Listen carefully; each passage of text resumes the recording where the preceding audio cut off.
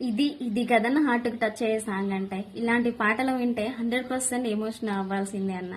ఒక్కసారి ఈ పాట వినండి అన్న. విన్నాక మీకేమనిపించిందో ఒక కామెంట్ చేయండి అన్న. బయలల్లు బయలల్లవమ్మ గొట్టురాల బయలల్లవమ్మ గట్టి మాటలు దిట్టక ముందే పుట్టినిల్లు వెళ్ళిపోవమ్మ కాలు దొక్కి కళ్యాణ మాడి